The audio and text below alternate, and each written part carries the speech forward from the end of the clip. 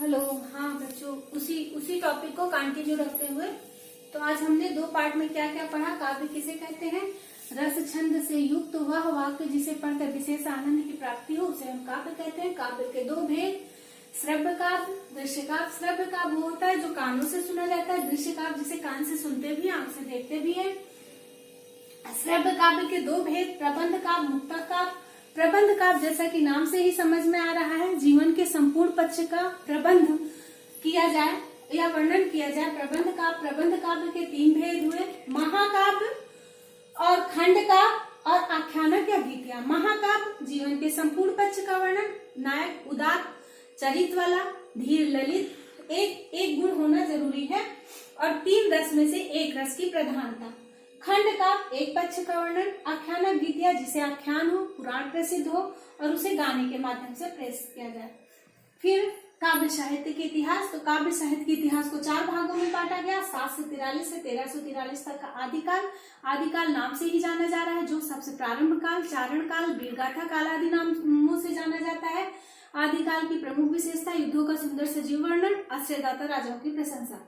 भक्तिकाल 1343 से 1643 तक मुस्लिमों का आक्रमण हो चुका था, इसलिए भगवान की आराधना में विशेष बल दिया और हर तरह से यह सुख और समृद्धि का काल होने के कारण इसको स्वर्ण काल की संज्ञा दी गई। तो जैसा हमारा समाज होगा वैसा ही हमारा साहित्य होगा, काव्य होगा।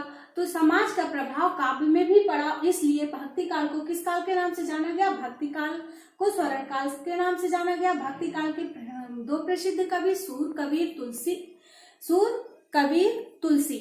और भक्ति काल के दो भेद हो गए, सगुण शाखा, निर्गुण शाखा। सगुण शाखा के दो भेद हुए, रामाश्रय शाखा, कृष्णाश्रय शाखा। रामाश्रय शाखा के प्रमुख कवि तुलसीदास और कृष्णाश्रय शाखा के प्रमुख कवि सूरदास। और कृष्णाश्रय शाखा में अष्टछाप कवियों का भी निर्माण वल्लभाचार्य ने किया था, वो हम आपको ट्री के माध्यम से बताएंगे। निर्गुण शाखा के दो भेद, ज्ञानाश्रय शाखा, प्रेमाश्रय शाखा। ज्ञानाश्रय शाखा वो कवि शाखा है जो ज्ञान के माध्यम से प्रभु को पाना चाहती थी और दूसरी प्रेम के माध्यम से। प्रेमाश्रय शाखा का जन्म तब हुआ जब सूफी संतों का आगमन हमारे यहाँ हुआ। तो अभी तक हमने आदिकाल और भक्ति काल के बारे में बताया। अब हम आज रीतिकाल और आधुनिक काल की चर्चा करेंगे। तो रीतिकाल का समय क्या था? 1643 से लेकर 1843 तक। अच्छा हाँ, 1343 से 1643 तक जितने भी कवि हुए काव्य में हमारे, उन्होंने भगवान की आराधना, उपासना की और भगवान को अपने भजनों के माध्यम से प्राप्त करना चाहा। और किस रस की प्रधानता थी? भक्ति रस की प्रधानता थी। लेकिन 1643 के बाद रीति काल का जन्म होता है। इस काल में भक्ति रस का स्थान कौन सा रस ले लिया? श्रृंगार रस। और इस काल में जितने कवि हुए वो राजाओं के आश्रयदाता कवि थे ही, और राजा भी एकदम राज दरबारी नक्श श्रृंगार वर्णन में रत रहते थे। सुरा और सुंदरी का युग कहा जाता है।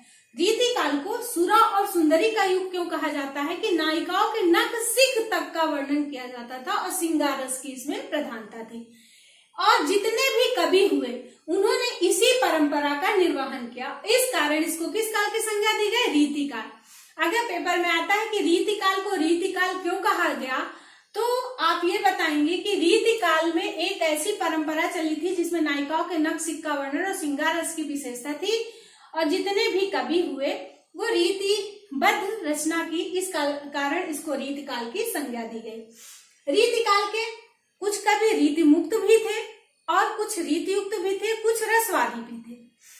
तो रीति काल के रीति मुक्त कवि में बिहारी जी का नाम आ जाता है, और जो वीर रस की प्रधानता वाले भूषण है, और रस परंपरा का निर्वहन जिन्होंने किया वो रसराज, मतीराम आदि कहलाते हैं, जिन्होंने जस चंद्रिका आदि की रचना की। तो रीति काल में की विशेषता क्या थी? नायिकाओं के नख सिख का वर्णन, श्रृंगार रस की प्रधानता, राजाओं के दरबार का शानो शौकत का वर्णन। तो रीति काल के प्रमुख कवि बिहारी हो गए। अगर ये आता है रीत मुक्त कवि, अगर ये आता है रीति काल के रीत मुक्त कवि कौन है, तो उसमें आप किसका नाम देंगे? घनानंद और भूषण का। अगर उसमें आता है वीर रस के प्रमुख कवि, तो आप किसका नाम देंगे? भूषण का। अगर रस युक्त कभी पूछता है तो आप मदिराम का नाम देंगे। किसका नाम देंगे? मदिराम का। तो रीतकाल का समय क्या है? 1643 से 1843 तक। 1843 तक। अच्छा देखिए, ये समय मुगल काल की समृद्धि का भी समय था और इधर अंग्रेजों का पादार्पण भी हो चुका था। इस कारण यह भूषण जो हुए, भूषण ने वीर रस की प्रधानता वाली रचनाएं की, जैसे छत्र साल दशक, शिवराज भूषण आदि की रचना की। बिहारी ने भक्ति रस की प्रधानता से युक्त रचना की, जैसे बिहारी सत्सई। अब रीतिकाल के बाद हम आधुनिक काल में आते हैं। आधुनिक काल का समय 1843 से लेके आज तक माना जाता है। 1843 के बाद 18वीं शताब्दी और हमारा उस समय गुलाम भारत भी था। 1868 में भारतेंदु जी का जन्म, हिंदी के क्षेत्र में पादार्पण। तो इस युग को 4 या 5 भागों में हम बांट सकते हैं। तो पहला भारतेंदु युग, भारतेंदु युग, द्विवेदी युग,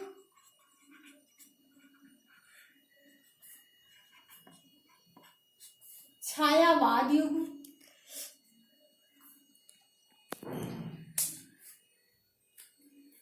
प्रगतिवाद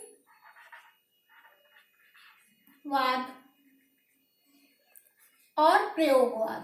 जगह कम है बच्चों, हम समझाने का प्रयास आपको करेंगे। तो 1843 से आज तक, तो पहला है भारतेंदु युग। भारतेंदु युग का पादार्पण हमारे यहाँ हुआ, तब हिंदी में हमारे खड़ी बोली का प्रचार होने लगा था। और खड़ी बोली के साथ साथ जो जन जीवन में व्याप्त था, क्योंकि देश प्रेम की भावना और समाज सुधार, क्योंकि उन्होंने निज भाषा उन्नत है सब उन्नत के मूल, बिन निज भाषा ज्ञान के मिटे नहीं एका सूल। ऐसे कविता के माध्यम से जन जन तक देश प्रेम की भावना को भरा। तो भारतेंदु युग। दूसरा युग कौन सा है? द्विवेदी युग। द्विवेदी युग में प्रथम बार ब्रज भाषा का प्रयोग होने लगा। द्विवेदी युग ने भी अपने काव्य के माध्यम से जन सुधार और हिंदी भाषा का प्रचार किया। तीसरा युग है छायावाद युग। इस युग के प्रमुख कवि प्रसाद पंत, निराला, महादेवी वर्मा, जिन्होंने प्रकृति का मानवीकरण चित्रण किया, रहस्यवाद की भावना अपनाई। और इस युग की प्रमुख विशेषता यह है कि यहाँ कवि कल्पना में इतना बह गए कि उन्होंने तादम, प्रकृति के साथ इतना ज्यादा तादम स्थापित कर लिया कि रहस्यवाद झलकने लगा। जैसे मीराबाई, जैसे महादेवी वर्मा को आधुनिक मीरा के नाम से जाना गया। उन्होंने कहा, मैं नीर भरी दुख की बदली, अर्थात जैसे बदली अपना दुख व्यक्त करती है, वो मेरा ही रूप दिखाई पड़ती है। तो छायावाद में किसकी? दुखों की छाया दिखाई पड़ने के कारण इसको छायावाद का नाम दे दिया गया। प्रगतवाद। प्रगतवाद 1936 में हमारे यहाँ साम्यवाद का पादार्पण होने के कारण काव्य में भी प्रगति दिखाई पड़ी। जो छायावाद में रहस्यवादी भावना थी, प्रकृति का मानवीकरण चित्रण किया गया, अब क्या हुआ? समाज का यथार्थ चित्रण किया गया। प्रगतवाद के बाद प्रयोगवाद। प्रयोगवाद की शुरुआत सच्चिदानंद हीरानंद वात्स्यायन नगे जी ने 1943 में प्रथम तार सप्तक के संपादन के साथ उन्होंने किया। उन्होंने 3 तार सप्तकों का प्रकाशन किया, 1943 में, 1951 में और 1959 में। और 3 तार सप्तकों के माध्यम से नई नई कविताओं का सृजन किया और कविताओं में नए नए प्रयोग किए, इसलिए इसको क्या नाम दिया गया? प्रयोगवाद का नाम दिया गया। और प्रयोगवाद के बाद आज तक चला। तो ये था हिंदी काव्य साहित्य का इतिहास। इसको एक बार हम रिवीजन से करवा देते हैं। रस छंद से युक्त वह वाक्य जो विशेष आनंद की प्राप्ति करवाए उसे हम काव्य कहते हैं। काव्य के 2 प्रकार हुए, श्रव्य काव्य, दृश्य काव्य। श्रव्य काव्य जो कानों से सुना जाए, दृश्य काव्य जो कानों से सुना भी जाए, आंख से देखा भी जाए। श्रव्य काव्य के 3 भेद हैं। श्रव्य काव्य के 2 भेद हैं, प्रबंध काव्य, मुक्तक काव्य। और प्रबंध काव्य के 3 भेद हैं, महाकाव्य, खंड काव्य, आख्यानक गीतियां। महाकाव्य का मतलब कि तो जो जीवन के संपूर्ण पक्ष का वर्णन करता है उसको हम महाकाव्य के नाम से जानते हैं, जैसे रामायण, पद्मावत, साकेत आदि। खंड काव्य जिसमें एक पक्ष का, एक खंड का वर्णन हो, नाम से ही आप समझ जाइएगा, जैसे जयद्रथ वध, रंग में भंग आदि। आख्यानक गीतियां जैसे झांसी की रानी आदि। फिर काव्य साहित्य का इतिहास क्या है? काव्य साहित्य को हम इतिहास को हम 4 भागों में बांटते हैं। आदिकाल जो 743 से 1343, जैसा कि नाम से ही ज्ञात होता है, प्रारंभ काल, चारण काल, वीर गाथा काल आदि नामों से जाना जाता है। इसमें युद्धों का सुंदर सजीव वर्णन आदि इसकी प्रमुख विशेषता थी और इस रासो ग्रंथ की परंपरा थी। प्रमुख ग्रंथ पृथ्वीराज रासो का, चंद्रवरदायी का पृथ्वीराज रासो, और इसकी भाषा क्या थी? डिंगल। ये जरूर क्वेश्चन आता है, इन रासो ग्रंथ की भाषा क्या थी? तो डिंगल। फिर भक्ति काल, भक्ति काल 1343 से 1643 काल, इसे मध्य काल के नाम से भी जानते हैं।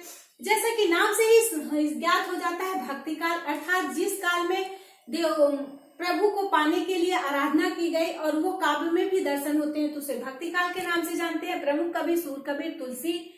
रीति काल जो 1643 से 1843 तक चला, रीति काल क्योंकि यहाँ रीतिबद्ध काव्य की रचना होने के कारण रीति काल के नाम से जाना जाता है। और आधुनिक काल 1843 से आज तक।